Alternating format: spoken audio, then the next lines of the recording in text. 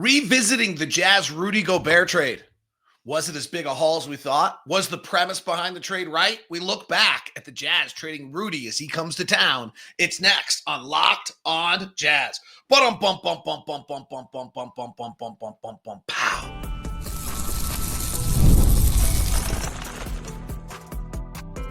You are Locked on Jazz, your daily podcast on the Utah Jazz. Part of the Locked on Podcast Network. Your team every day. How are you? I'm David Locke, radio voice of the Utah Jazz, Jazz NBA insider. This is Locked on Jazz, your daily podcast on the Utah Jazz, giving you insight, expertise, geeky numbers, and hopefully making it way better to be a Jazz fan each and every day. Thank you so much for making Locked on Jazz your first listen each and every day. Today's show is brought to you in part by our friends over at Game Time. Game Time. Download the Game Time app, create an account, use the code LOCKEDONNBA for $20 off your first purchase. All right, here's the deal. Adam Silver with some interesting comments about how he'd like to adjust the game, not changing the three-point line, but the length of quarters. Isaiah Thomas going off for the Stars, and the Jazz might have a full docket of players tonight. NBA trade deadline is 1 week away, 1 o'clock on Thursday of next week. There seem to be two different paths. Robert Frost, pathless, and they're going to converge at some point in the trade market. I'll explain that for you. We're going to start revisiting the Jazz trading Rudy Gobert. I'll never forget it. The Utah Jazz traded Rudy Gobert the summer I was out on a golf course watching my daughter play on July 6, 2022, and the word came down and sprinting off the golf course to go do a podcast and find the latest of what's going on. And I think we all know by now, but let's revisit why and the haul, and let's look at it. Now, 18 plus 12, 30 months later, how does this trade look and feel? We're 2.5 years of basketball into this trade. How does it look and feel now? So let's just remember what the Jazz got out of this trade. And that is the Jazz got Walker Kessler is the first piece of the puzzle that the Jazz got out of this trade. They also received Malik Beasley, Jared Vanderbilt, Leandro Balmaro, who they ended up releasing, who I actually liked. Funny is because I thought he might be able to play. And then they got Patrick Beverley, who then they quickly traded. Beasley and Vanderbilt with Mike Conley became a part of the future Lakers pick. So hard to say whether without that, could have you got that? It's hard to tell, but Vanderbilt's still on the Lakers. But that's a portion of that Lakers pick in 2027 they got from this. Keyonte George was the 2023 draft pick. The 2023 draft pick that the Jazz got in the trade is Keyonte George. Now, 2025, the Jazz will get a pick this year from Minnesota, which is currently sitting at 19. They will get a pick in 2027 from Minnesota. And they will get a pick in 2029 that is protected, and the 2026 pick swap. So we'll revisit what that value is and what it looks like they're going to get. But let's go back to the premise of the trade.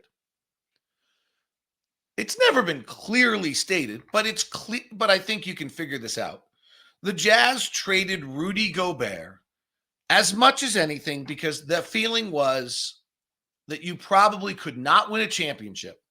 And I'm supposing a little bit here, but if you just kind of take all the comments that Danny and Ryan and Justin have made sense of, our goal is to win a championship, we're doing this to win a championship, then I think you look back and you can probably surmise that their feeling was that with Rudy Gobert, a non-offensive center, and on the books for $43 million this year and moving forward, that you were going to have a hard time winning a title with Rudy Gobert as your center. Okay? You can decide whether you believe that or not, but I think that is an important premise of the deal. Number two, and that where the game was going, that was number two. I think it was that the haul for Rudy Gobert, the offer made by Minnesota by Tim Conley, was so big and so significant that you couldn't turn it down. that Tim Conley came in at an influx point for the Utah Jazz, where the Jazz were open to the idea of trading Rudy Gobert, and he put enough on the table, and the Jazz had this doubt of whether they could win a championship with Rudy Gobert, that they made the trade. I am not convinced to this day that this was actually a built-in plan by the Utah Jazz to go into full rebuild mode. I'll just say that. I still go back to it. I don't know. I don't know. I'm speculating here. But Will Hardy is traveling around the country in Donovan Mitchell's house when we trade Rudy Gobert.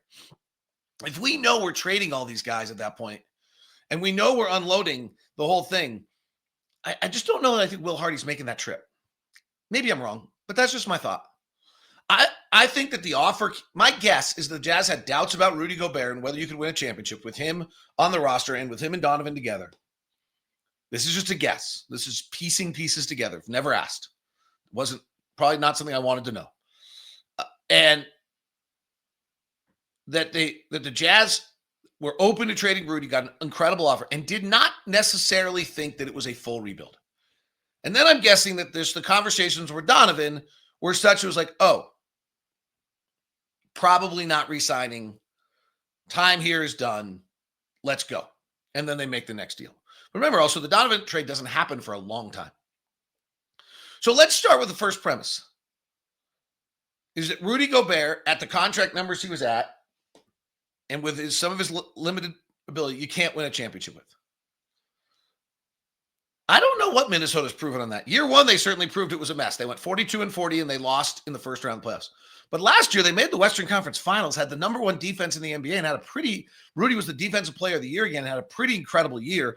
They lose in 5 to Dallas in the Western Conference Finals. I have a hard time docking someone from making the Western Conference Finals. This year, they're 26-21, and they keep showing signs of clicking in, and then they look terrible again. And they lose leads like nobody's business, which is a little bit because they're really offensively challenged, which is a little bit because of Rudy, which really might be prohibitive to them winning a championship, which is when you talk about championship contenders in the Western Conference, you don't hear Minnesota, which might be because of Rudy Gobert. And they've had a tumultuous season because they had to trade Cat, which is partially because of Rudy Gobert's $43 million contract and probably otherwise partially because of Jaden McDaniel's $23 million contract, and they signed Naz Reid to 13. But Rudy Gobert's $43.8 million this year is probably a large reason why they had to trade Cat. Took Julius Randle's $33 million back. So there's kind of there, as I think is going to be the theme of this entire discussion, we're 2.5 years in, 30 months since the trade, still not entirely clear on this. The argument that you can't win a championship with Rudy Gobert is still on the table and valid. Minnesota's and Rudy Gobert's $44 million contract. That's the key. Minnesota's 56-26 record last year in a run to the Western Conference Finals gives the other side a pretty good argument that, oh, no, we can get pretty close. Trading Karl Anthony Towns and the struggles this year give the other side a pretty good argument. The second question is, was the haul really as big? And is it going to be as big as we hope as Jazz fans and that the Jazz hoped? And that one gets really, really interesting. And I have always been on the side of, honestly, of Tim Conley on this one. Tim Conley's gotten skewered for this trade. I thought it was a good trade by Danny. If you believe the things you believe in, you're going to get it. You got as much as you could get. People thought it was insane what he gave up. And for me, I thought Minnesota made themselves a championship contender the minute you added Rudy Gobert and changed who you were as a team that was kind of stagnant, had lost some bad games, had a bad mojo, and changed the complexion of who they are as a team. And I never think the draft picks are going to be worth as much as we think they're going to be worth. That's just always been my premise. So I've always been, we'll see if I'm right on this as we break it down here in a second. I've always been on the side that, yeah, sure, Tim Conley gave up the house. The house wasn't that valuable. And he knew what he was getting. There is one other side note I'm going to throw in here. It's hard to tell, and I love Rudy, so this one's hard for me. There's just a lot of noise around Minnesota right now. And there was a lot of noise around us also. And I've always been one who's very quick to defend Rudy. He's got a big heart. He's a great dude. But if for the second straight place you are, there's just noise circulating around you all the time, then maybe, I don't know. But I think that's a piece of this equation that has to be thrown in there somewhere. And the last one is that Rudy's 32, and we'll touch on that as we look at the value of what the Jazz got in that trade as we continue here on today's edition of Locked on Jazz. Was the haul the Utah Jazz got from Minnesota as big, and is it going to be as big as they hoped? And was it that crazy by Tim Connelly to make that deal? Next on Locked on Jazz. It is that time of year. Tax time. I'm sorry. I'm sorry. It's no fun. But this message is from Intuit TurboTax. And taxes are waiting and wondering and worrying if you're going to get any money back.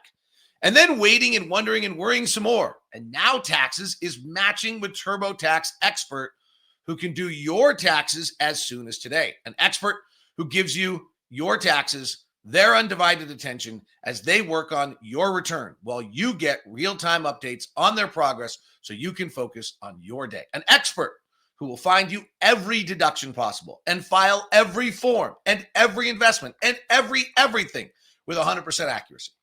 All so you can get the most money back guaranteed. No waiting, no wondering, no worries.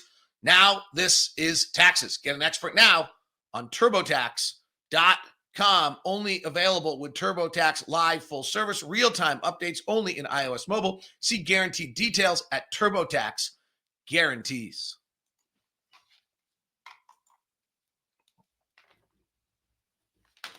Thanks so much for making Locked on Jazz your first listen of the day. We are free and available on all podcasting apps. And we have the free daily newsletter. Sign up at LockedOnDaily.com. You get Mike Schreier's national article today. I'm fired up every Thursday when it comes out. You get the Locked On National. You got Empty the Noggin exclusively the last 2 games, my bullet point after all the games. And you get Josh Lloyd's fantasy tips plus all the links to the big stuff. It's the one-stop NBA newsletter for you.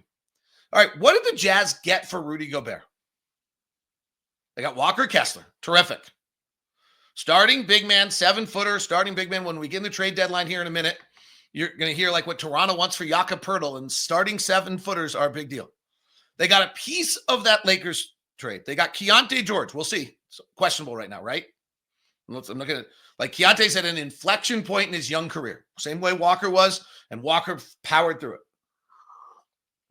The 2025 pick the Jazz have from Minnesota actually is kind of crazy. The Jazz really need Minnesota to lose. Like tonight, we need to beat Minnesota.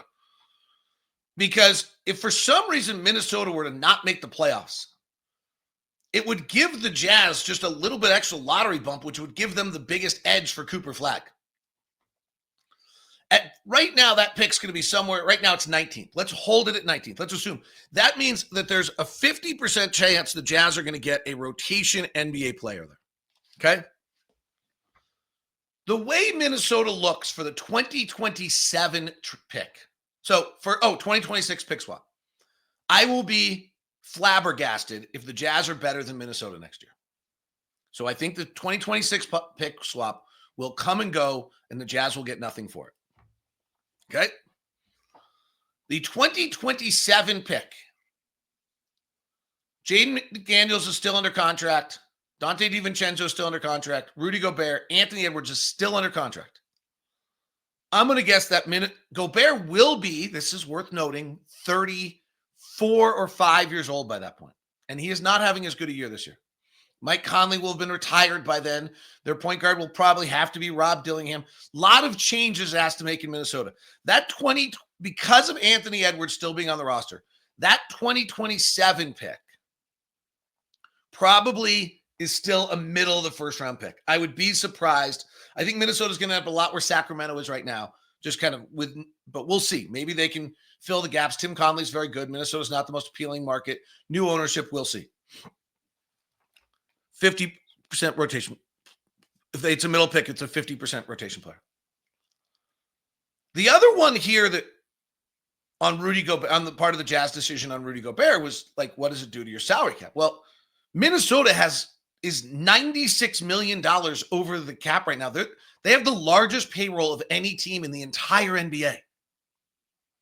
Which makes the first argument of like, I don't want to pay, you can't win a championship because I don't want to pay Rudy Gobert $44 million. Pretty valid. Minnesota has the largest salary of any team, more than Phoenix right now. So they can't get back under, but they're hamstrung. And at some point, this money has to fly off. Now, Gobert's contract, interestingly, it goes to $35 million next year, $36 the year after that, and $38 the year after that in an extension, player option, 27-28. The 2029 pick gets really interesting because Anthony Edwards' contract runs out in 28-29. So his leverage year is 27-28 if he wants out of Minnesota, maybe 26-27. But in all likelihood, it's 27-28 when he's 2 years left on his deal, year and a half, I want out.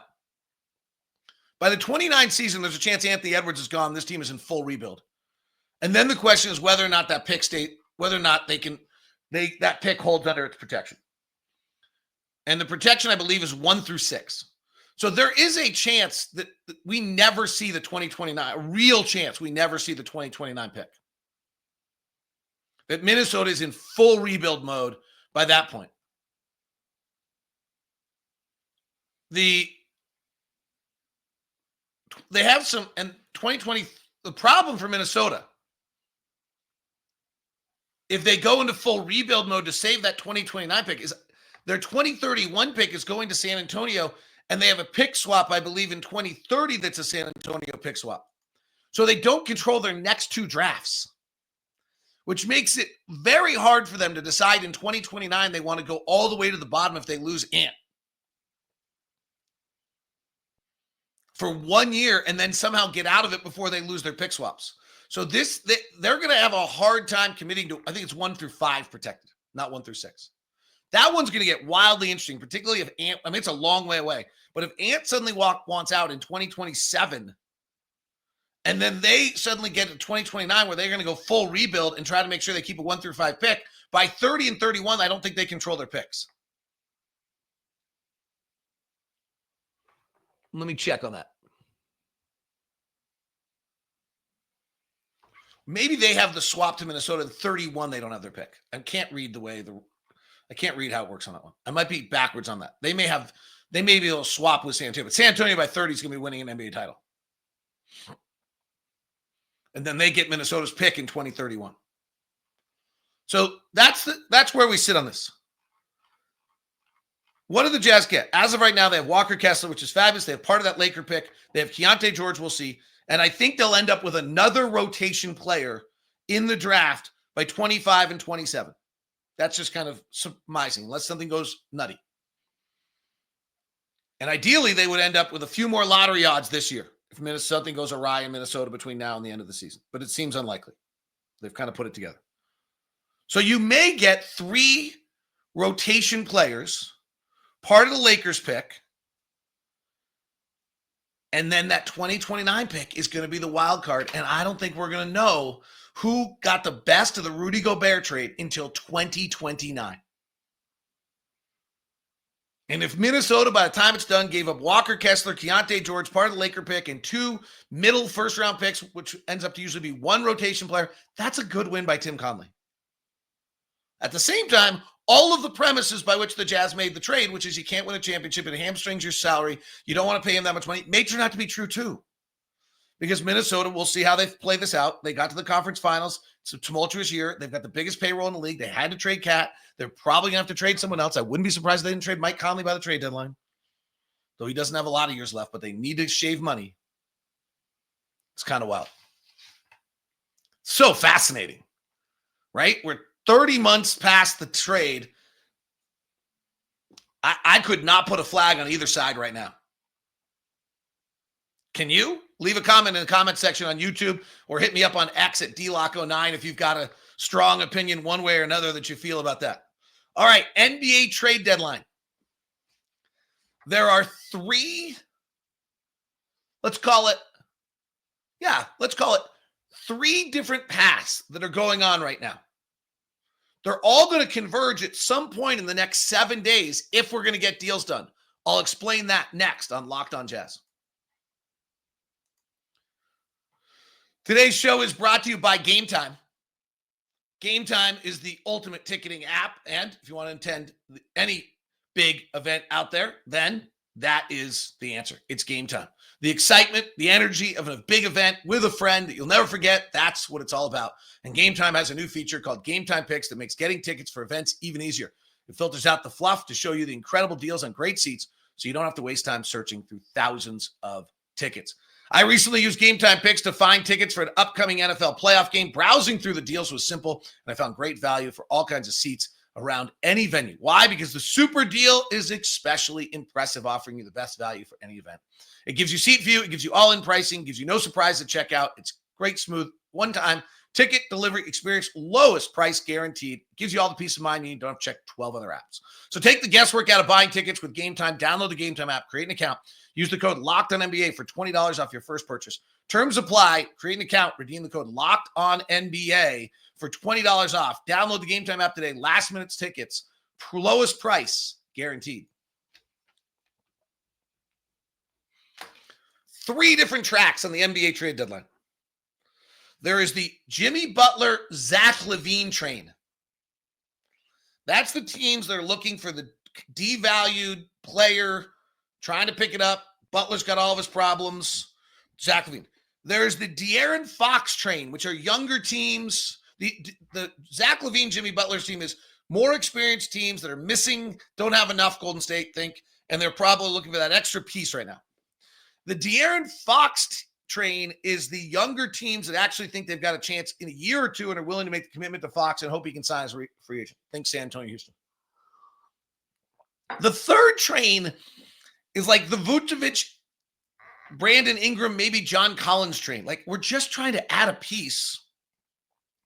Vucevic, interesting. Ingram is kind of just this weird outlier in all of this. But we can't get anything done until you guys get your De'Aaron Fox stuff done and your Jimmy Butler stuff done. And so there's these 3 different paths, and they're all there. And then once a Zach LaVine, Jimmy Butler trade gets done, I think that path converges, and then the De'Aaron Fox trade gets done, and then they all converge, and then we're just going to see everyone make any deal they have left. But I do think everything's on hold here right now, 7 days out for those. Various reports, I'm just using various reports across the country. This is not my inside intel. Right now, it feels as though Jimmy Butler is Golden State again. That's the reports, Athletic on that. Memphis and Milwaukee. And what's gotten interesting here on the Jimmy Butler front is that Jimmy Butler originally said no on Sacramento and no on Memphis. But now Jimmy Butler's not getting many options, and suddenly Memphis might be okay. Golden State originally said no on Jimmy Butler, but Jimmy Butler's price is coming back down, so evidently Golden State's back. Oh, wait a second. And Milwaukee, I think, thinks they're close, but short of Cleveland and Boston, and maybe Jimmy Butler pushes him over the edge, and maybe he does. De'Aaron Fox, Sacramento wants win-now players. So that gets really interesting, because if you're San Antonio or Houston and you're talking about De'Aaron Fox, you're trying to go get De'Aaron Fox to propel yourself to be probably a championship team in a year or two. But you got to give up win now players to Sacramento. You don't want to pull your cupboard too short. This is a little bit where Danny talks about we don't have nothing in our cupboard when we go make a trade for a good player, because then we want to be good once we have that player. Then there's the individual, probably a fourth road, which is the individual teams that have certain needs, desperate needs. And the Lakers highlight that with their need for a center. The word is that they've snipped around Jakob Poeltl in Toronto. I think some of this is true. I'm not saying it's not true. It's just not hard to report. Like, okay, I need a center. I can run around Walker Kessler, Jakob Poeltl, Clint Capella. Like, I can do this too. Like, Rob Pelinka is going to make the phone call. It's intuitive who he's going to call. The word is that Toronto wants if they're trading Jakob Poeltl, it would be for Rui Hachimura and 2 first-round picks. Well, the Walker Kessler price is steep, probably. If that's what Toronto wants, and the Jazz probably want 3. By the way, to the Rudy Gobert conversation, if I'm the Lakers, I do it. I might be wrong, and GMs are too conservative. GMs hate to give up picks because they want to make deals. I think the Warriors should have given up the house for Lauri Markkanen. Look where they are right now, and they have Steph Curry. I think the Lakers should give up the house for Walker Kessler, not because I'm a Jazz guy, but because they have LeBron James and Anthony Davis, and they'll figure it out. We'll see. Maybe they won't, but I think they'll figure it out. Tim Conley gave up the house for Rudy Gobert and got skewered. We just decided that there's a real chance that the house is going to be 3 rotation players and part of a really important Laker pick, and we'll see what happens on the 2029 pick. That could turn out to really be something. But it's 1 through 5 protected. And the odds are, if it's a real superstar, it's not coming after 5. The odds, not guaranteed. Giannis, I got it. But that's Minnesota protected themselves on that. So, frankly, if I was the Lakers and I want Jakob Poeltl and I want Walker Kessler, and I think it's going to make the difference between me winning 2 or 3 playoff series and I have LeBron James and I have Anthony Davis, I'm doing it. If I'm the Warriors and I had a chance for Lauri Markkanen to go with Steph Curry with Klay Thompson leaving, and he's literally Klay Thompson, he's better than Klay Thompson. Lauri Markkanen is better than Klay Thompson, plays the exact same way and would have fit in perfectly. I would have given up the house. You'll figure it out. But winning is so freaking hard that if you have a chance to win, go do it. One of the teams to keep an eye on, 2 things to keep an eye on here. Detroit is kind of a kingpin here. They're the only ones with cap space. And so Detroit could hold this whole thing up, like when we all get on the same path here at some point. Detroit could actually is somewhat driving the train. If you want to use the analogy, we're all on 3 different train tracks and we all then get on the same train. They all converge. The conductor is Detroit at that point. And Detroit's sitting there with the only team with cap space who's going to be just sitting there being like, yeah, actually, I'm going to have a cup of coffee. I'm not starting yet. I'm not taking the train yet.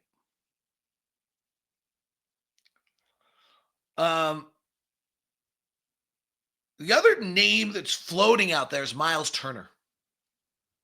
Free agent at the end of the year. Not entirely clear whether Indiana wants to pay that much.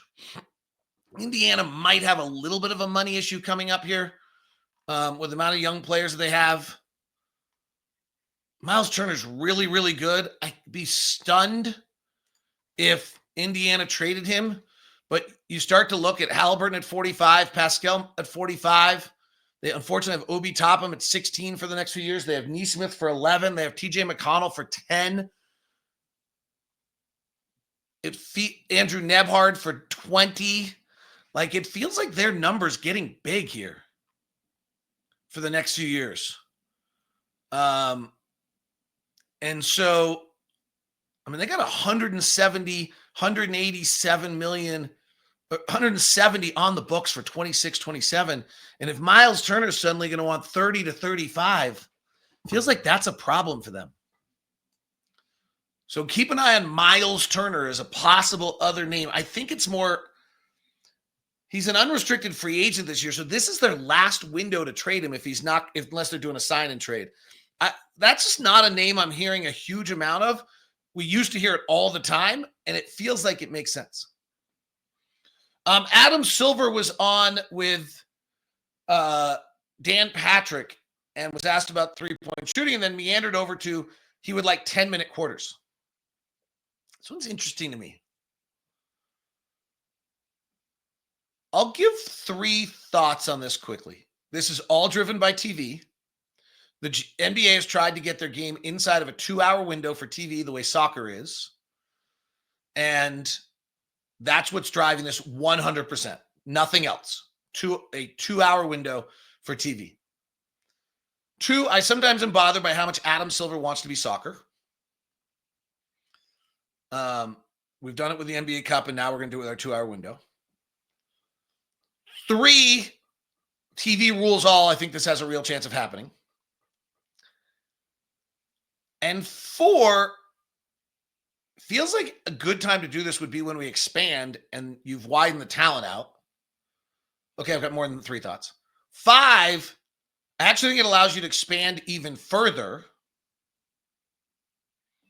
because I don't think it's going to reduce players' minutes. I think the best players are still going to play 35, 36 minutes a night, and they're playing 36 of the 40 minutes, which means that the end of your bench matters less, which has massive ramifications on what it means to have a star on your team. And all Denver would win the title right now. This is a much longer conversation that we probably should have tomorrow of the massive ramifications of this, because you're not going to play your stars less minutes.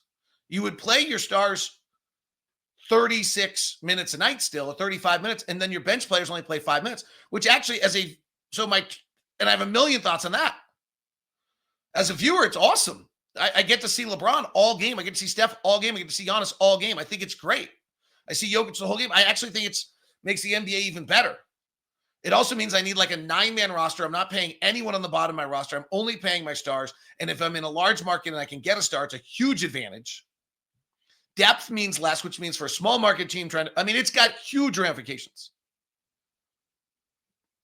Cutting the game 8 minutes of 48 is a lot. It's almost 17% or something like that.